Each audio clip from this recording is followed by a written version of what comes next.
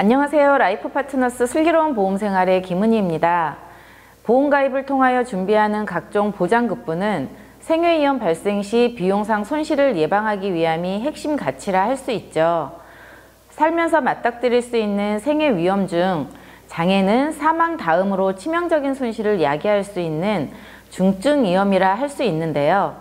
특히 장애는 최근 들어 재해뿐만 아니라 질병을 원인으로 더 많이 발생한다는 사실이 부각되면서 준비의 중요성 역시 높아지고 있는 추세입니다. 사람들에게 사망과 간병 중 어느 쪽이 더 두려운지를 물어보면 대부분의 사람들은 간병이 사망보다 더 두렵다는 반응을 보입니다. 그 이유는 사망의 경우 사망으로 인한 비용상 손실의 경우가 확정되는 반면 간병은 그 종료 기간을 가늠할 수 없어 손실의 규모가 가중될 수 있기 때문인데요. 바로 이 간병의 주된 원인이 장애이며 장애를 입게 될 경우 정상적인 소득 활동이 불가하여 소득이 줄거나 중단될 수 있음은 물론 심할 경우 장애로 인한 간병 및 재활 비용이 지속적으로 발생할 수 있습니다. 보험 가입은 원래 상상하기 싫은 삶의 최악에 대비하기 위함이 그 본연의 목적이라 할 수 있는데요. 그렇다면 우리가 살면서 겪고 싶지 않은 상상하기 싫은 삶의 최악은 과연 어떤 상황일까요? 그것은 결국 원인이 무엇이든 가족에게 짐이 되는 상황일 텐데요. 여기서 짐이란 결국 가족에게 경제적인 부담과 더불어 정신적인 고통을 전가하는 것을 말할 겁니다. 바로 그 상황 중 하나가 장애라는 것이죠. 실제 장애는 비용 손실의 측면에서 보았을 때 사망보다 더 치명적인 위험이라 볼 수도 있는데요. 장애를 경제적 사망이라 부르는 이유도 바로 여기에 있습니다. 사망은 크게 생물학적 사망과 경제적 사망으로 구분할 수 있는데요. 먼저 생물학적 사망은 실제 사람의 수명이 다한 위험으로 이 경우 영구적으로 소득이 중단하는 손실이 발생하게 됩니다. 이에 반해 경제적 사망은 생물학적으로는 생존해 있지만 장애로 인하여 영구적으로 소득 활동을 하지 못하고 여기에 간병 비용과 재활 비용 손실이 지속적으로 발생하는 경우를 말하는데요. 재해로 인한 중증 장애나 질병으로 인한 중증 장애가 바로 여기에 속합니다. 그럼 일단 우리가 일상생활에서 자주 접하는 장애라는 용어와 장해라는 용어의 의미부터 구분해 보도록 하죠. 먼저 장애는 의학적인 의미로 심신에 입은 영구적인 훼손 및 기능 상실 상태 그 자체를 의미합니다. 반면 장해는 보상적 의미로 앞에서 말한 장애에 대한 정도를 보상을 목적으로 측정하였을 때 의미를 말합니다. 보험약관에서는 장애를 다음과 같이 규정하고 있는데요. 상해 또는 질병에 대하여 치유된 후 신체에 남아있는 영구적인 정신 또는 육체의 훼손 상태 및 기능 상실 상태로 여기서 영구적이라는 말의 의미는 원칙적으로 치유하는 때 장래 회복할 가망이 없는 상태를 말합니다. 약관상 장애가 인정되는 신체 부위는 지금 보시는 것처럼 총 13개의 부위로 구분하여 규정하고 있는데요.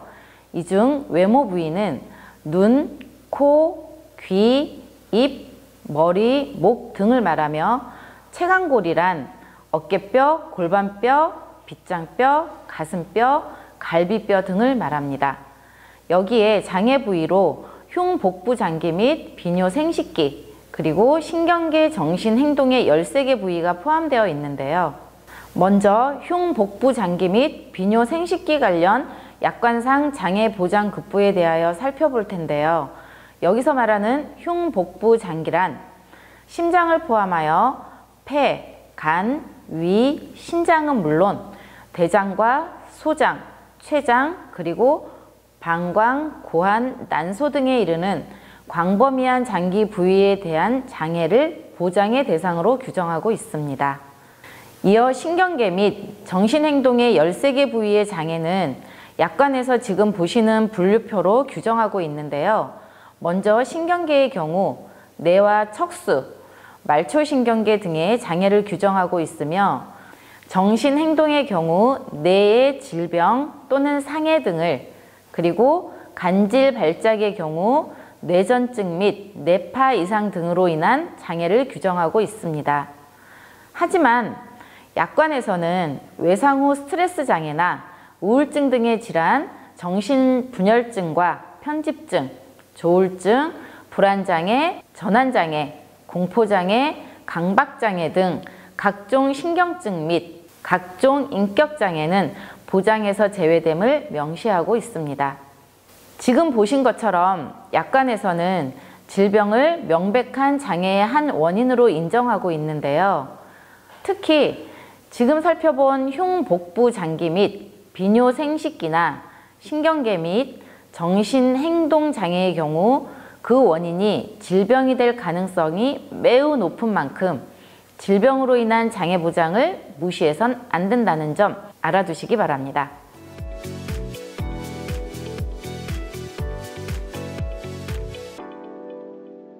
장애의 정도를 측정하기 위해서는 장애 판정 기준이 있어야겠죠.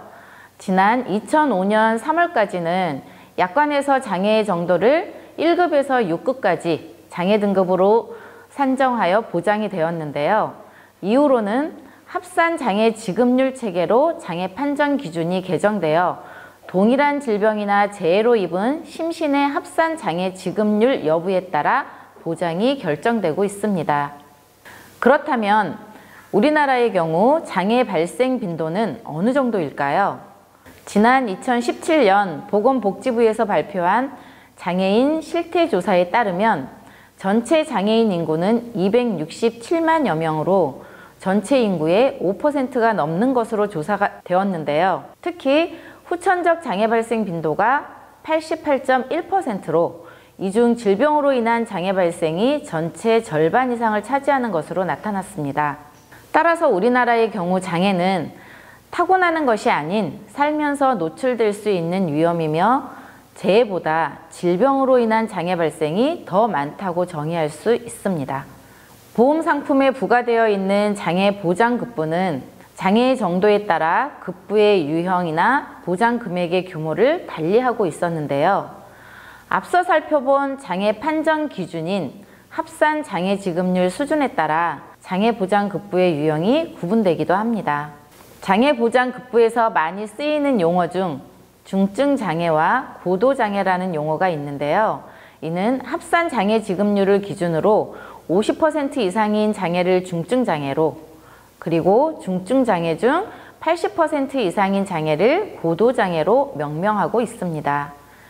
이들 장애의 공통점은 모두 더 이상의 소득 활동이 불가능한 영구적인 정신 또는 육체의 심한 훼손 상태라는 것인데요.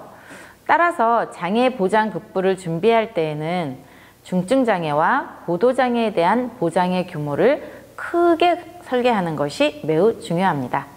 과거 2011년 4월 이전까지 판매된 종신보험에서는 합산 장애 지급률 80% 이상인 고도 장애를 사망으로 인정하여 주계약에서 사망보험금이 지급되었는데요.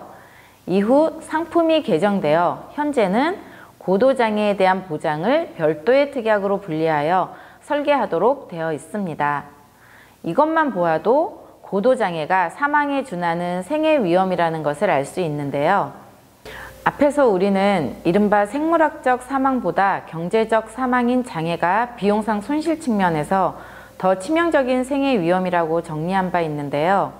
그렇다면 구체적으로 장애가 발생하였을 때 어떤 손실들이 발생하는지 살펴보도록 하죠. 장애가 발생하였을 때 발생하는 경제적인 손실로는 크게 의료비용 손실과 생활비용 손실, 간병비용 손실 등이 있는데요. 먼저 의료비용 손실은 장애 치료에 소요되는 병원 진료비용을 의미하고, 생활비용 손실은 장애로 인한 정상적인 소득활동 불가로 인하여 발생하는 손실을 말합니다. 여기에 간병비용 손실은 재활, 간병에 소요되는 간병비용을 의미하는데요.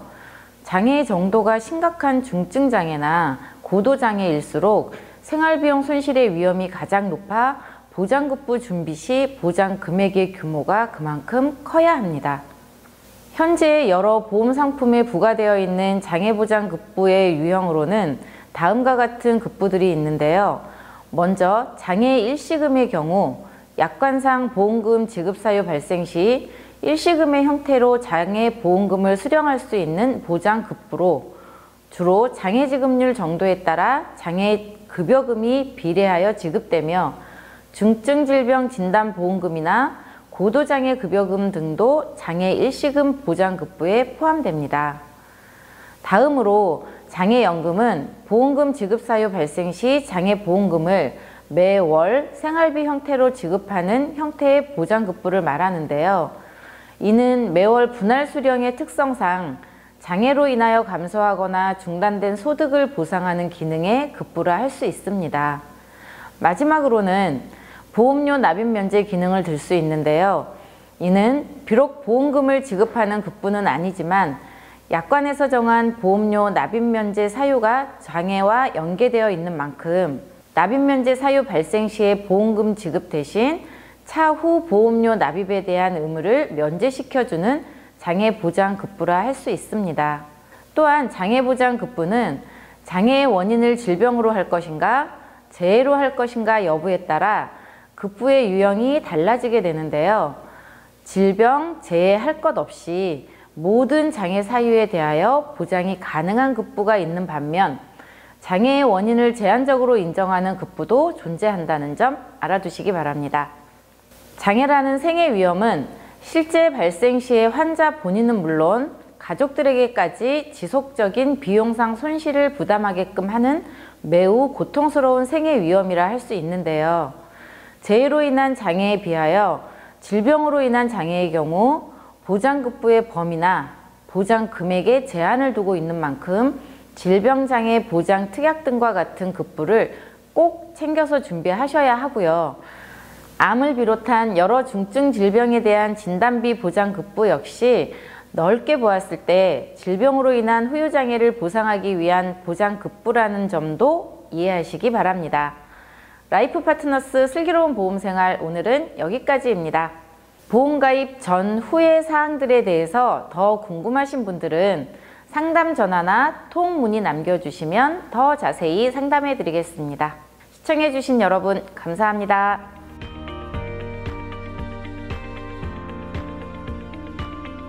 이 내용이 좋으셨다면 구독, 좋아요 부탁드립니다.